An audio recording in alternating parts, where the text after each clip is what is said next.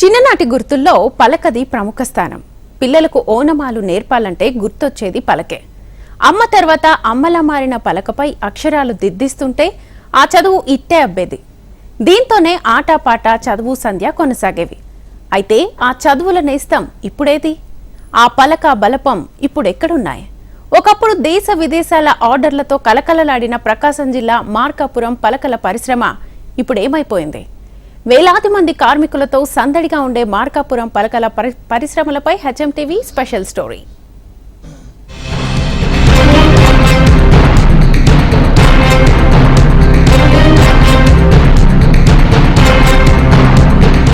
పిల్లలకు ఓనమాలు నేర్పాలంటే గుర్తుకు వచ్చేది రాతి పలకే.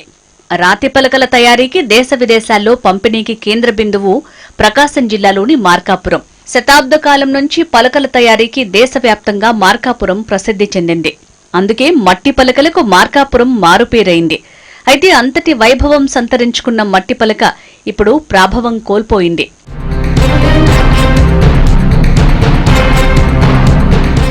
పలకల తయారీ మొదట కుటీర పరిశ్రమగా ప్రారంభమైంది. రాసే పలకలకు గిరాకీ పెరగడంతో బడా వ్యాపారవేత్తలు కూడా రంగప్రవేశం చేశారు. దీంతో అతిపెద్ద పరిశ్రమలు వెలిశాయి. పలకల పరిశ్రమ దినదినాభివృద్ధి చెందుతున్న కాలంలో ఎనామిల్, హార్డ్బోర్డు పలకలు మార్కెట్లో రంగప్రవేశం చేశాయి. ఇక్కడ కూడా కొందరు ఎనామిల్ పలకల తయారీ మొదలుపెట్టారు. కానీ వాటి తయారీకి అవసరమైన ముడి సరుకును దిగుమతి చేసుకోవాల్సి వచ్చేది. దానివల్ల ఆ వ్యాపారం లాభసాటిగా లేకపోవడంతో తయారీ ఆగిపోయింది.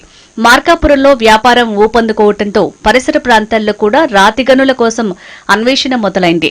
పట్టణ పరిసర ప్రాంతాల్లోని మండలాల్లోనే కాకుండా గుంటూరు, నల్గొండ జిల్లాల్లో కూడా ఈ రాతి నిక్షేపాలను గుర్తించారు.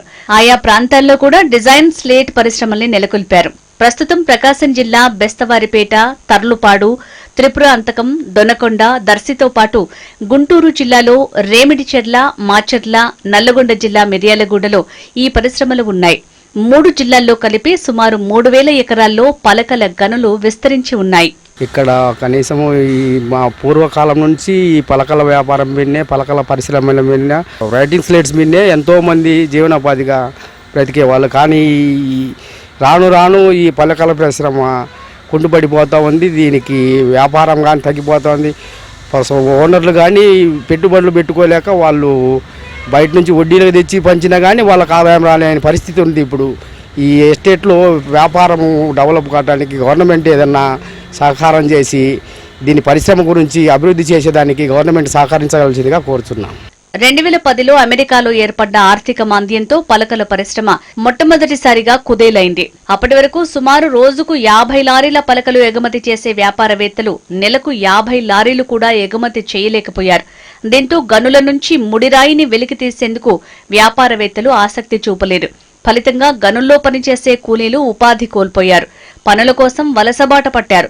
ముడి సరుకు లేని కారణంగా చాలా ఫ్యాక్టరీలు మూతపడ్డాయి. దీంతో పలకల ఫ్యాక్టరీలో పనిచేసే వారి పరిస్థితి కూడా దయనీయంగా తయారైంది. దీనికి తోడు అనుబంధ పారిశ్రామికవేత్తలైన చెక్కపెట్టెల తయారీదారులు కూడా తమ ఫ్యాక్టరీలను మూసుకోవాల్సి వచ్చింది.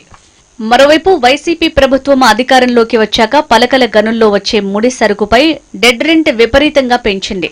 పరిశ్రమ నడిచినా నడవకపోయినా, కొనుగోళ్లు జరిగినా జరగకపోయినా ప్రభుత్వానికి చెల్లించాల్సిందే డెడ్ రెంట్. టీడీపీ హయాంలో హెక్టారుకు ఏడాదికి 15,000గా ఉన్న డెడ్ రెంట్ జగన్ సర్కార్ వచ్చాక 65,000కు పెంచింది. క్వారీల యజమానులకు చెల్లించే రాయల్టీ 5,600 నుంచి 13,000కు చేరింది. దీనికి తోడు డీజిల్ రేటు రోజురోజుకు పెరుగుతుండటంతో రవాణా ఛార్జీలు పెరిగిపోయాయి. మార్కాపురం నుంచి చెన్నై ఎయిర్పోర్టుకు చేరేందుకు ఒక టన్నుకు 1,450 రూపాయలు వసూలు చేస్తున్నారు. ఇక కంటైనర్ను నింపాలంటే 24 టన్నులు ఉత్పత్తి చేయాల్సి ఉంటుంది. విదేశాలకు రవాణా ఛార్జీలు సైతం ఆకాశాన్నంటాయి.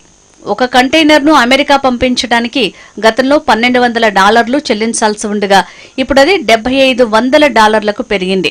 అదే బ్రిటన్కు గతంలో $800 చెల్లిస్తుండగా ఇప్పుడు అది $6,000గా తయారైంది. ఇలా పలకల ఉత్పత్తి వ్యయాలు, రవాణా ఛార్జీలు, కూలీ ఛార్జీలు పెరిగిన నేపథ్యంలో ఉత్పత్తిదారులు ఒక చదరపు అడుగుకు $150 పెంచాల్సిన పరిస్థితి నెలకొంది. 10 రూపాయలు పెంచితేనే పలకల కొనుగోలుకు విముఖత చూపే బయర్లు ప్రస్తుతం పెరిగిపోయిన రేట్లకు ముందుకు రాని పరిస్థితి నెలకొంది. ఉన్న పరిశ్రమ పైన పన్నులు గత ప్రభుత్వం భారీగా పన్నులు వేయడం, అట్లాగే కరెంటు ఛార్జీలు, ఇట్లా అన్ని రకాల భారాలు పరిశ్రమ ఏర్పడంతో అనివార్యంగా పరిశ్రమలు గతంలో 150 పరిశ్రమలు ఉండే, ఇప్పుడు 20-30 పరిశ్రమలకే పరిమితమైంది. దీంతో ఉపాధి పోయింది. ఉపాధి కోల్పోవడంతో వేల మంది కార్మికులు ఈరోజు వలసలు వెళ్ళిపోయే పరిస్థితి. మార్కాపురంలో ఉన్నటువంటి కరువు ప్రాంతం, వర్షాలు లేకపోవడంతో, వ్యవసాయం లేక ఇటు పలకల పరిశ్రమ మూతపడంతో రాష్ట్రంలో నలుమూలన మొత్తం మార్కాపురం ప్రాంత వాసులుగా ఉన్నారు ఈరోజు వలసబాదులుగా. 100 ఏళ్ల క్రితం మార్కాపురం ప్రాంతంలో లభించిన రాతి మీద రాయడానికి అనువుగా ఉండటంతో తొలుత స్థానికులు దాన్ని పలకగా వాడటం మొదలుపెట్టారు. క్రమంగా ఇతరులు కూడా ఇక్కడి రాతిని ఉపయోగించడానికి మొగ్గు చూపడంతో రాతిని తవ్వి పలకలు తయారు చేసే యూనిట్లకు అవకాశం ఏర్పడింది. 1920 నాటికే మార్కాపురంలో పలకల తయారీ జరుగుతున్నట్టు ఆధారాలున్నాయి.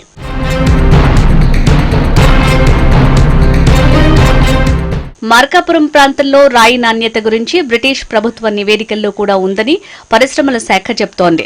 అంటే ఆనాటికే పలకల పరిశ్రమ పురుడు పోసుకున్నట్టు భావించాల్సి ఉంటుంది. ఆ తర్వాత ఈ పరిశ్రమ క్రమంగా విస్తరించింది. స్థానికంగానే కాకుండా దూర ప్రాంతాల నుంచి కూడా మార్కాపురం పలకలకు డిమాండ్ ఏర్పడింది. మార్కాపురం పలకలు కేవలం తెలుగు రాష్ట్రాలకే కాకుండా దేశమంతటా విస్తరించాయి. బంగ్లాదేశ్, శ్రీలంక వంటి దేశాలకు సైతం ఎగుమతయ్యే స్థాయికి చేరాయి. హర్యానా, రాజస్థాన్ వంటి రాష్ట్రాల్లో కొన్ని పలకలు తయారైనప్పటికీ దేశమంతా అత్యధికులు మార్కాపురం పలకలే వాడేవారు. పలకల కోసం ఉపయోగించే రాయి మార్కాపురంలోనే లభించడం అందుకు ప్రధాన కారణం. పలకల గనులు మార్కాపురం, తర్లుపాడు, కొనకమిట్ల, దొనకొండ మండలాల్లోని తుమ్మల చెరువు, రాయవరం, కలుజువలపాడు, గానుగపెంట, పోతలపాడు, గజ్జలకొండ, మల్లంపేట, పెద్దయాచవరం, నాయుడుపల్లె తదితర గ్రామాల్లో సుమారు 15 కిలోమీటర్ల మేర విస్తరించి ఉన్నాయి. మరి దారుణంగా దెబ్బతిన్న పలకల పరిశ్రమకు నూతనంగా ఏర్పడిన చంద్రబాబు సర్కార్ పునరుత్తేజం కల్పిస్తుందా? వేచి చూద్దాం.